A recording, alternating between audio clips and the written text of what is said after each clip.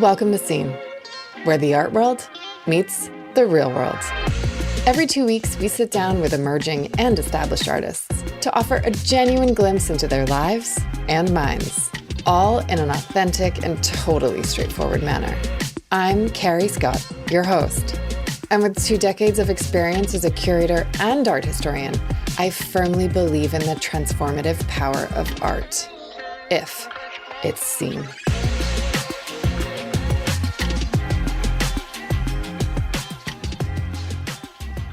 We do these introductions backwards. So I've just sat with Joel Mesler, and now I'm going to set up this whole intro for you guys before you listen to us talk after I've done the introduction. And that's important because our conversation was totally destabilizing because Joel's work is so vulnerable that it lets you be vulnerable. And I sat through the entire interview questioning my adoration, and it is adoration, of this latest body of work. It is so emotive for me personally that I can't have this like art historian hat or critical curator hat. I mean, I cannot be unbiased by my own emotion and my own experience. And that is the power of Joel Mesler. He like drags us into our own past through his past. It's extraordinary. It's so weird. It's really hard too. And I think probably super important for the viewer, and obviously important for him and where he is. And I hope that when you listen to this, you'll get what I'm going on about, because I know it sounds a little bit wishy-washy, but this was extraordinary, this talk for me. And I hope it will be for you. What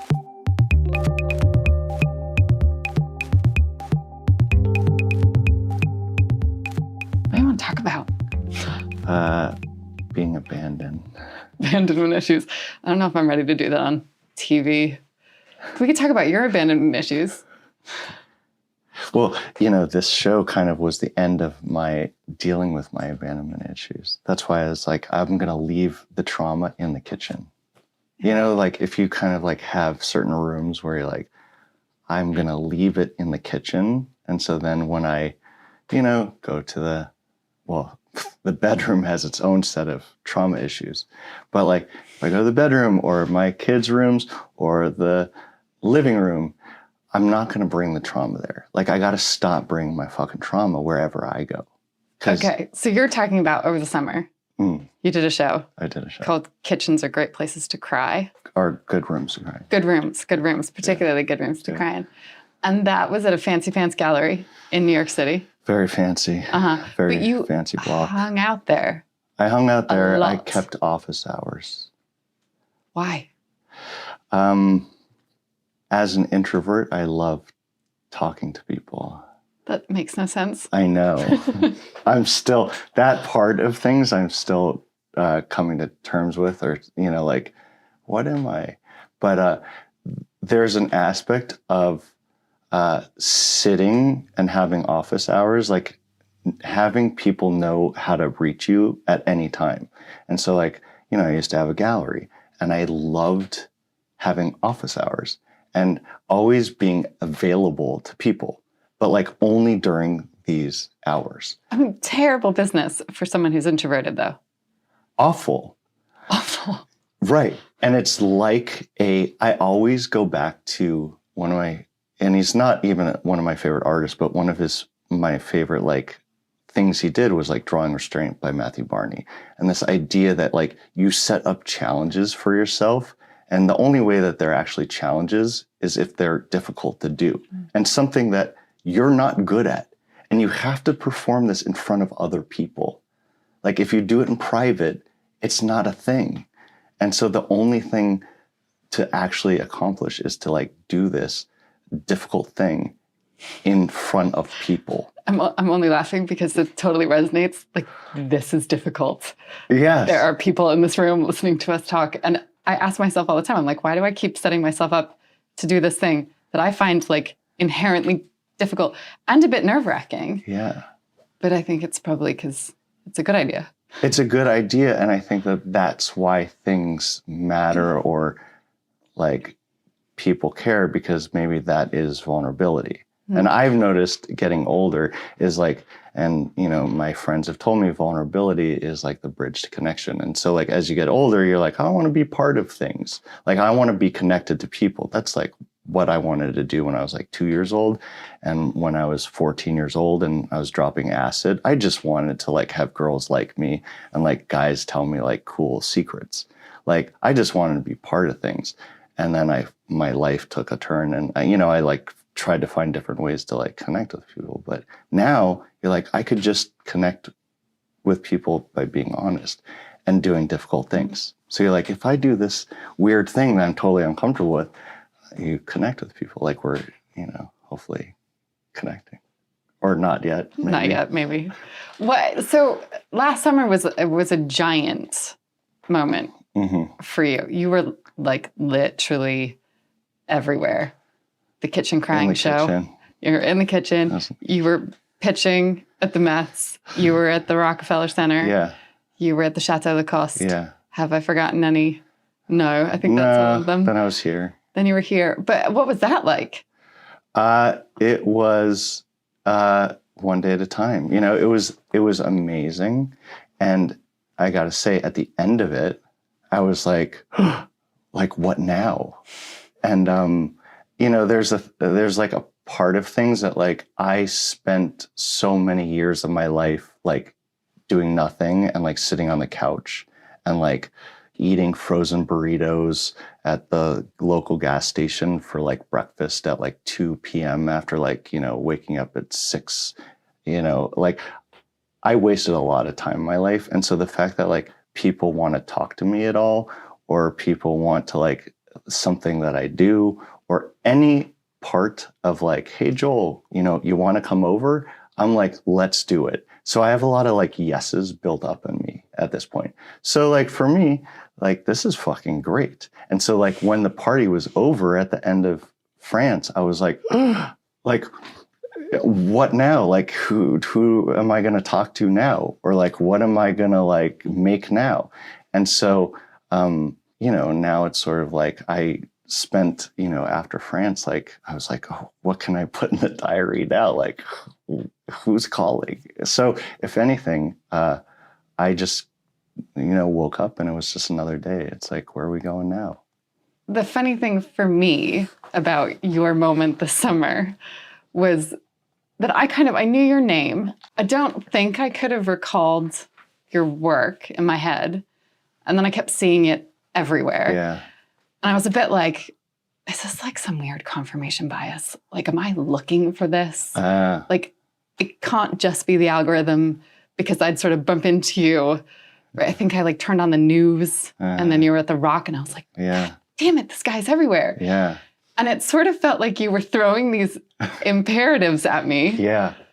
Right. And then I looked up the Levi Gorey show and saw that painting with feelings. And I was like, oh my God, he's like, have some feelings. And then there's other texts that are like us and hugs and love. And I was like, okay, dude, I hear you. Enough is enough. Yeah. Like, I'm not sure. And I was going through a bunch of stuff. And I was a bit like, I'm not sure that I want to do any of that. Yeah. My question to you is whether they are imperatives for your audience or if they're just statements for you.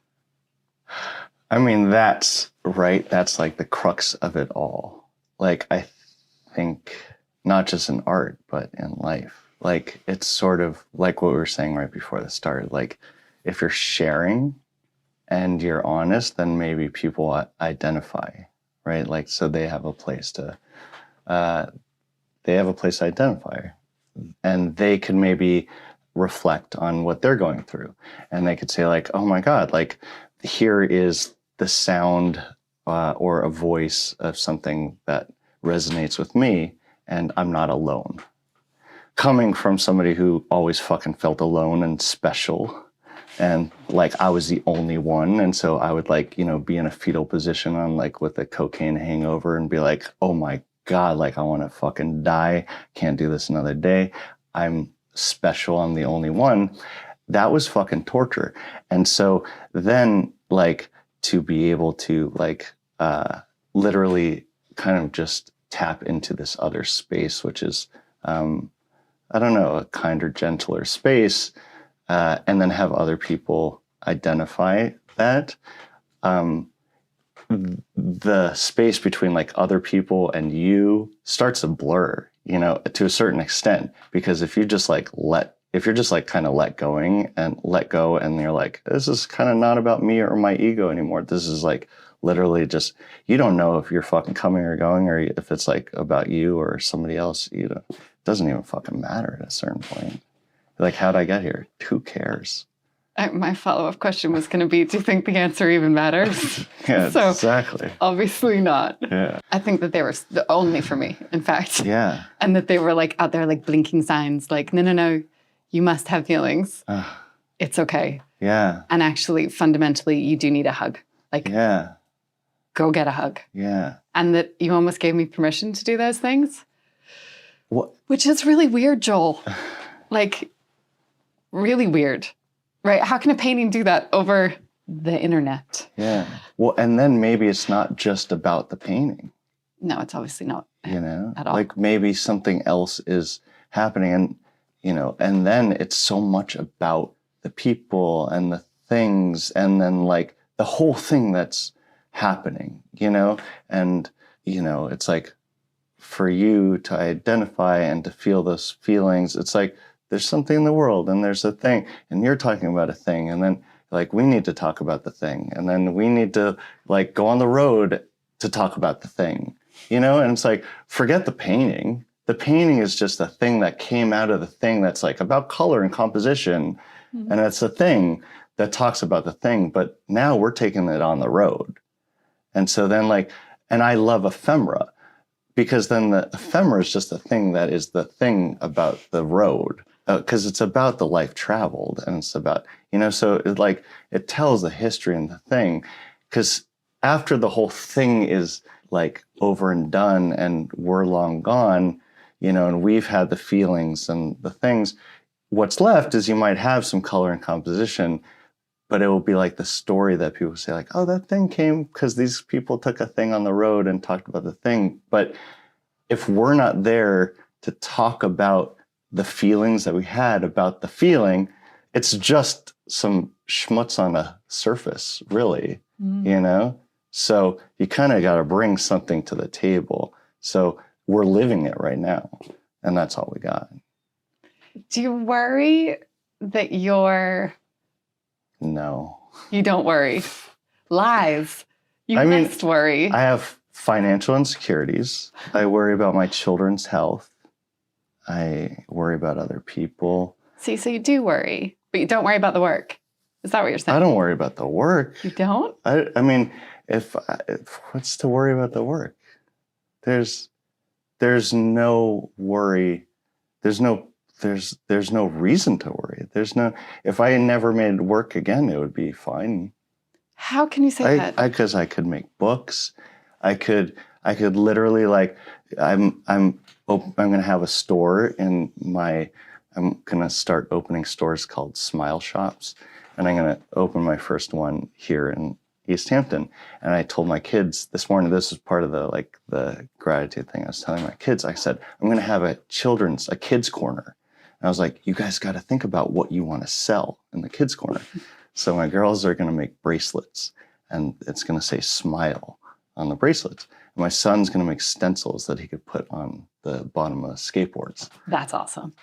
And I was like, and you could not only make your own things, but you could make your own stencils to then stencil on the skateboards. And like that excitement, like that generation of like the energy that generates, it's all there. So it's like, the work, you know. I need some space. But it's all work, right? It's all work. At a certain point, you get old enough. I think when you're like younger and you need to like figure out your language and all that, it's really important to be making work. And so you worry like, I need studio time. I need, you know, is it linen? Is it canvas? Is it red? Is it blue? Those are important questions. But when you get to a certain age and you've been doing it, I mean, I haven't been doing it that long, but I'm old. But like, you're like, you know, if I trip and I just, you know, make snow cones for the next 10 years, like that'll be okay too. You know. I don't believe you. Well, that's okay too. I mean, we're sitting here and there's all this stuff that you make. Like you're a maker. I'm a maker, and maybe I'll make doer. other things. I'll always be making something. But like, if you took my hands away, I'm going to make something with my my feet, or I'll make something with my words. Like I really want to make a play. I just came up with a title for a play. Yeah. The title of the play is, it was called, I sent it to Maggie. The title of the play was World's Worst, wait, what was it? But inevitably it's a one-man show of Tevye from Fiddler on the Roof. I kind of want to recreate that. So, maybe it'll be a play or something like that. Who knows? Okay, but the market wouldn't let you do that, Joel. The market wouldn't play. I mean, maybe my bank account wouldn't allow that. Yeah. But like the market is, seasonal. So who knows what the market's going to do? Sure, but I'm obviously not the only person that is responding to this current body of work, these paintings with imperatives. Well, as long as people give me shekels, I mean, I'll happily accept shekels to continue to give me space and time to do it. And then I could put some money, in my children's bank account and, give some tzedakah, whatever. But if that goes away, I wouldn't be surprised because the art market is whatever. But there'll always be a little niche. I could open a little store in a mall somewhere and probably, sell some pictures. Is there a part of you that likes the ever shifting Joel that was a dealer, now a painter, properly painter? Yeah. Maybe a playwright. Yeah. Yeah. Totally. Because I'm not indebted to anything. It's I'll never be enslaved to a system, and I've always said, and I've said this to my dealers, if my career, my market goes to shit, I never want to blame anybody else. I want to blame myself. So if they give me advice, and I listen to, I have a lot of advisors, very wise advisors, very wise, and I listen to them. But in the end, it's always my choice, because if shit goes bad, it's going to be on me. And I never want to blame anything on anybody else. I'm going to take full responsibility. I'm not a victim of the art market or the art world. I have seen it. I know it. I've manipulated it. I play with it, like a fun little thing. But I'm not a victim to it, And so if shit goes bad, bad on me, bad on Joel. And, I'll make snow cones. Or I'll sell portrait paintings for $250. Do you like the art world? I don't think it's a thing of like or not. I couldn't exist in any other place. The art world would never accept, the art world accepts me or allows me. The plumbing world would fucking boot me. I couldn't be a union guy in the steelworking, the steel fabrication. I TIG weld, I MIG weld. I'm a fucking great. Don't even know what those words mean. I could weld steel. I could weld bronze, aluminum. Is that what that means? Yes. Okay. I could not get my welding license like a motherfucker. My beads wouldn't work, oxyacetylene, nothing. But the art world, I barely graduated from San Francisco Art Institute. I graduated with reservations. Oh, jeez. They fucking hated me. Also didn't know that was a thing. Oh, I know. Neither did I. They're you barely will go through, you're a shit artist. And, I graduate. Nobody wanted anything I did. But what did I do? I moved to, back to LA. Wait. What did that work look like? Oh, it was awful. Was it really? Oh, yeah, I have quite a bit of it. Full of ego. I was I'm going to tell everybody about my trauma. And when you yell at people and you're look how bad it was, unless you're an amazing painter like Enzer or something, it's sort of oh, I don't want to hang that on my wall. And I was why don't you want to hang this on your wall? It's anger. And what did it look like? it was like poorly painted, like without any of the charm and quality or ability of like Max Beckmann paintings. You know, it was just awful. Like I looked at like people like George Gross and Bruno Schultz, but again, I had no real skill set, you know, because I was a conceptual painter. So just awful. But I, you know, in Chinatown, LA, like I lived in my basement and I opened a gallery, you know, and I was able to sell art because I knew some rich people and I knew a ton of artists. And it was like, this is fucking great. This is, you know, legal. You know, I can't get arrested. I mean, I sold tons of acid and stuff earlier in my life. And I was like, this is a fucking no-brainer. And like the markup is insane. Better acid, probably. Oh, yeah. Oh, way better. And with acid, I kept fucking dealing it and holding it in my hands and would get high as I was doing it. And art, you could just go to the bar, get drunk with your friends, do deals in the bar. It's like win, win, win, win. Be an alcoholic. They push you to, you know, you do your deals high.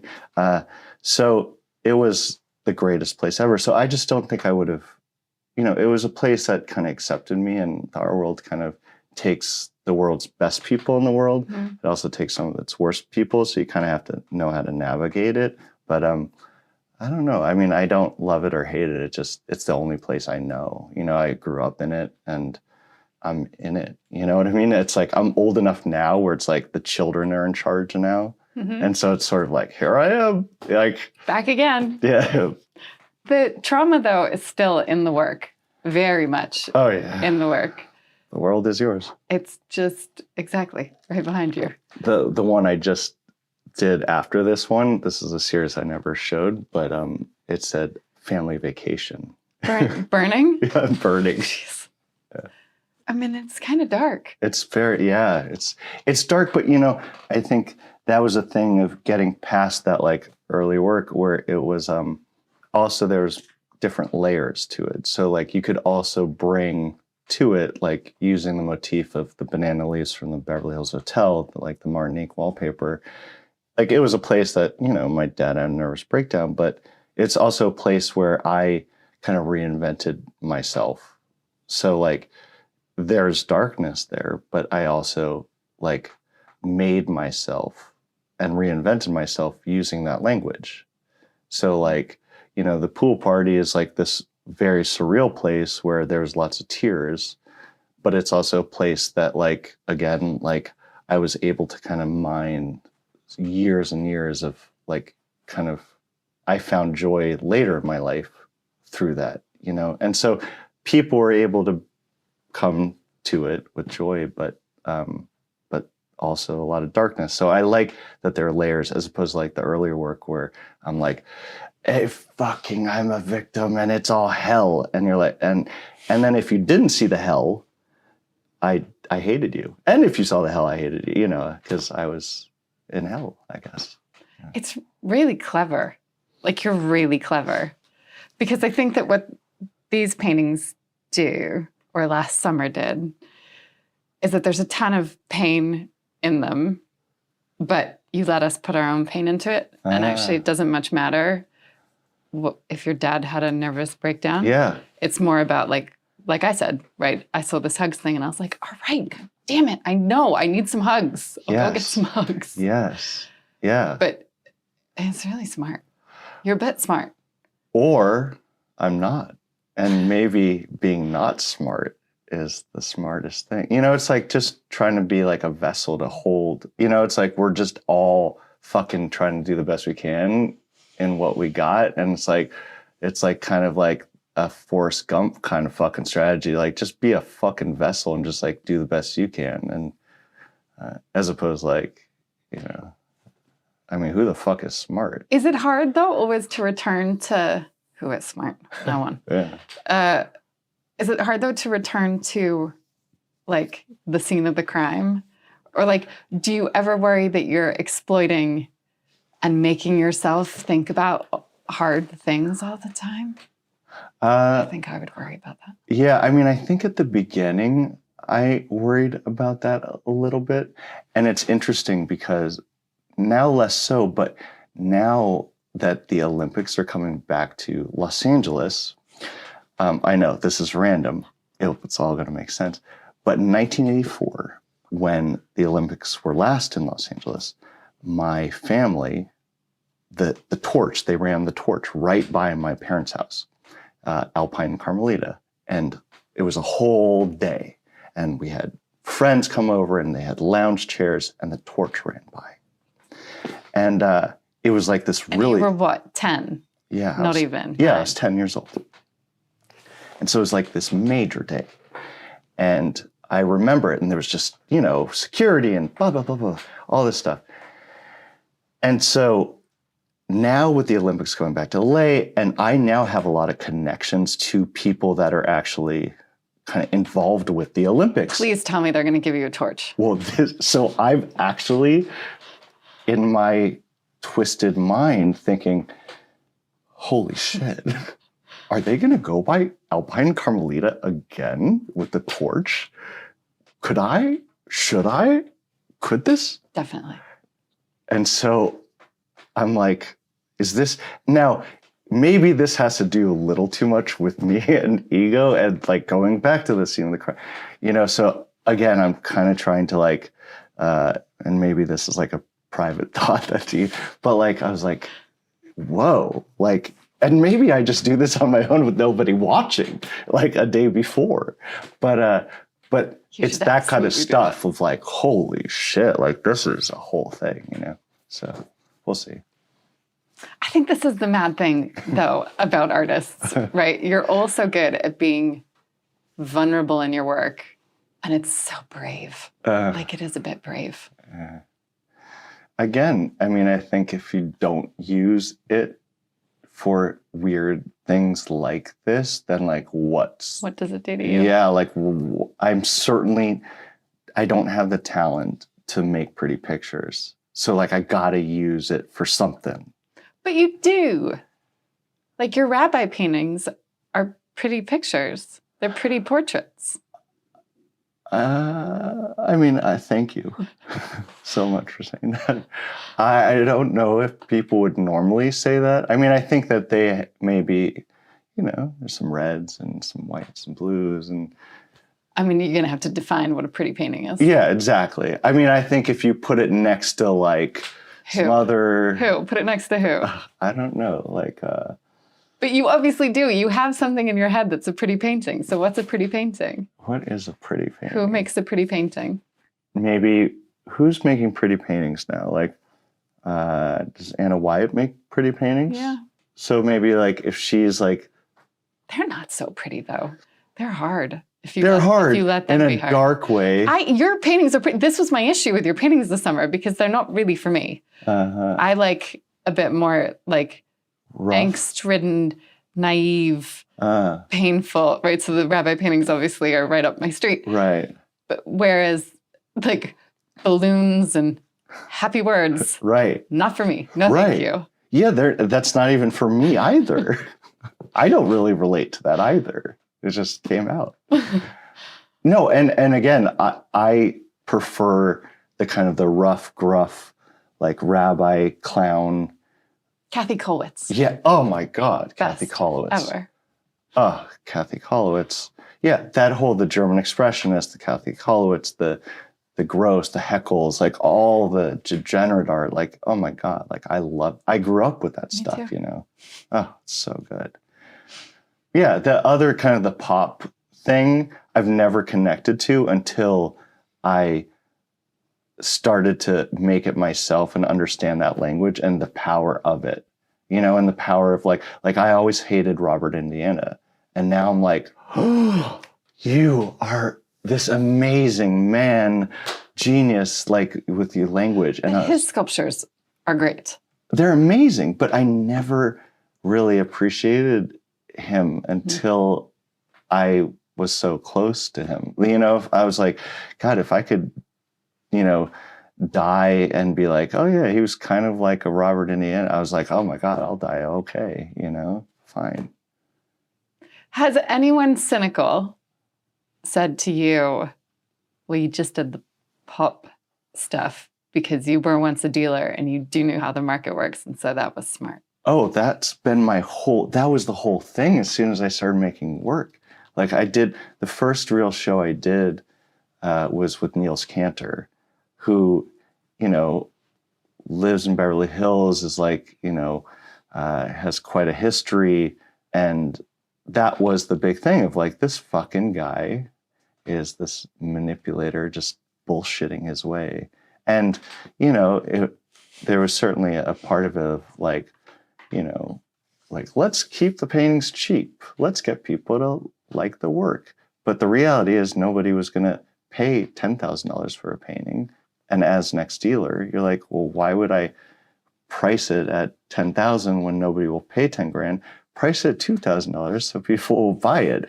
Now, is that my art dealer savvy, or is that just a schmuck off the street could figure that out? But it was very insightful criticism at the time. But I mean, I think that just gave me, different knowledge base.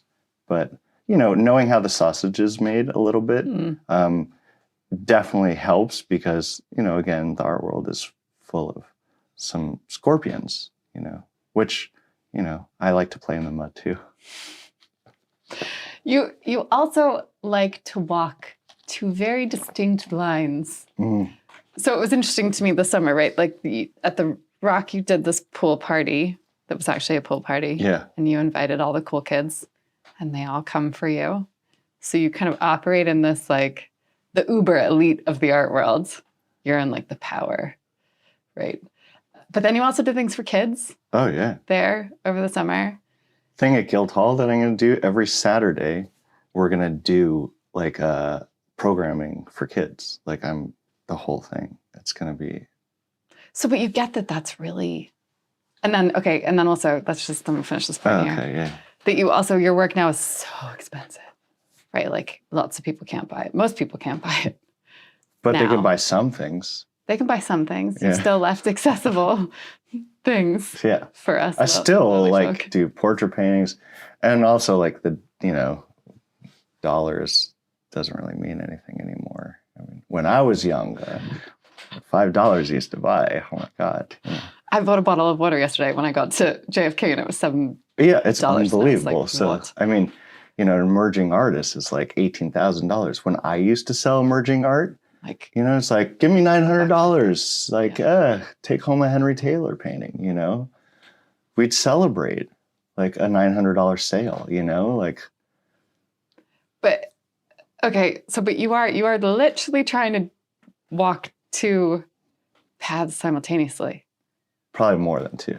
Well, but I mean, in terms of the market, yeah. Right? I mean, you're walking about 67.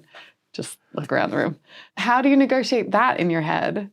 That you're making work for the uber elite, but you're also doing portraits for $250 or something.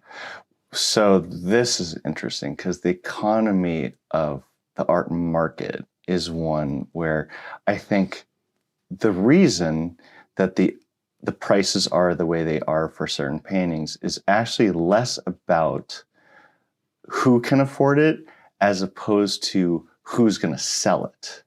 Mm-hmm. So you see, we live in a world where, you got to kind of decipher kind of who is buying it to make money and then who is buying it to hang it on their wall and live with it. So I kind of have multi-economies in my own economy.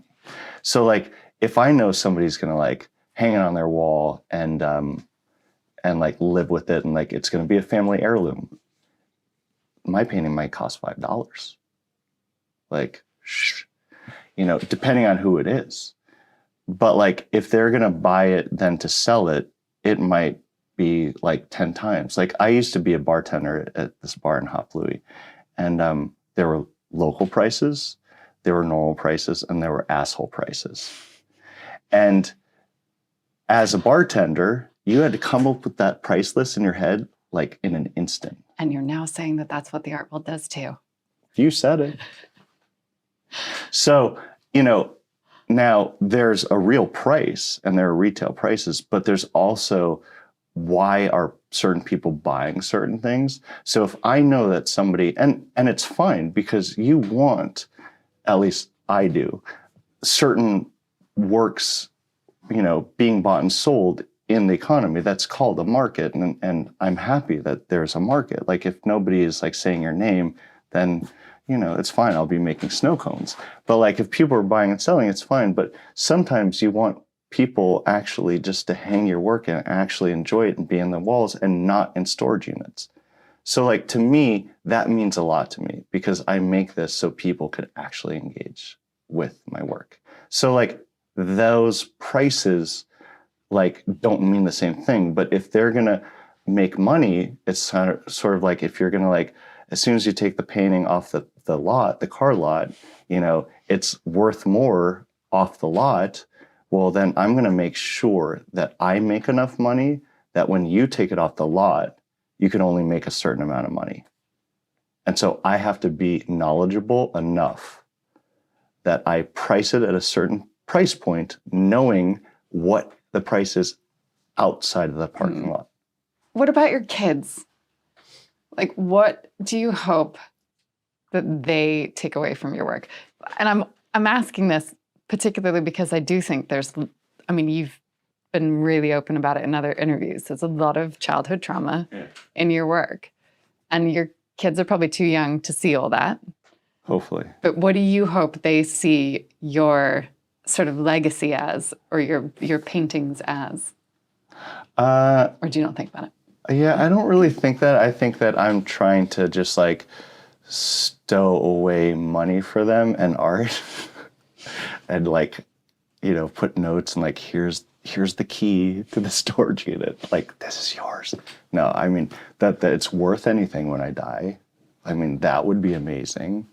But like, I just hope that they're like, that they think that I was, when I dropped them off at school, that I was like in a good mood, that I helped them, that I was present, that I wasn't on my phone, that I like, made their like lives better, that I was always like giving to them, like stuff like that.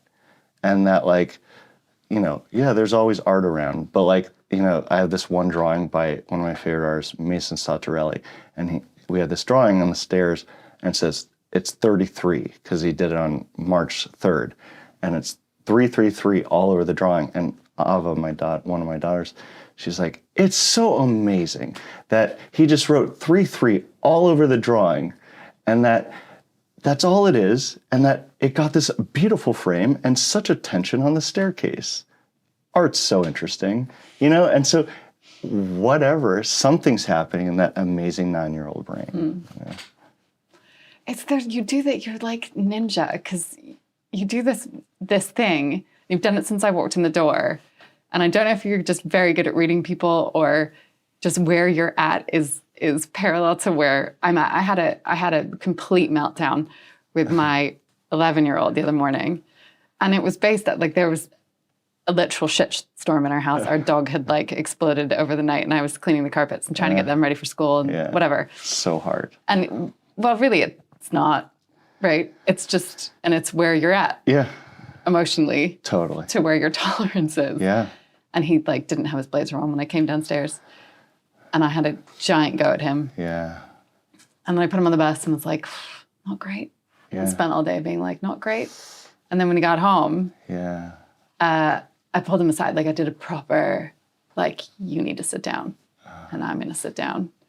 And I'm going to apologize for just being awful. And that had nothing to do with you. It has everything to do with, I'm going to New York next week. Yes. And I'm nervous about that. And I hate leaving you. And that's my bullshit. And, right? Like, it just went on. And he was like, Mom, it's really okay. That is so important. But it's all that matters. All that matters. To your point. Yeah. It's all that matters. It's all that matters. But also that like that they see that parents like can take responsibility and that it's not like about them. Mm-hmm. Like, oh fuck, did I do something? Because then they don't know where to put that like shame. Because it's like, because we shame them even unintentionally. Mm-hmm. And so instead of them like walking around and then, it becomes like trauma over time, but instead it's like, oh, it didn't have to do with me. And they could kind of let that shit go when they're young, as opposed to like being 35 and having to go to Tennessee to some fucking program to process what mom went through, and having some stranger tell them like, it wasn't about you, Jack. Do you think there's anything you wouldn't talk about or like make about? That doesn't make any sense, but you know what I mean? Is everything fair game with you? Totally. 100%. 100%. So You're only cool. as sick as your secrets, you know? And that's the thing. It's like, I have nothing that I'm holding, that I'm not holding any secrets anymore. Like, I've made my amends, you know?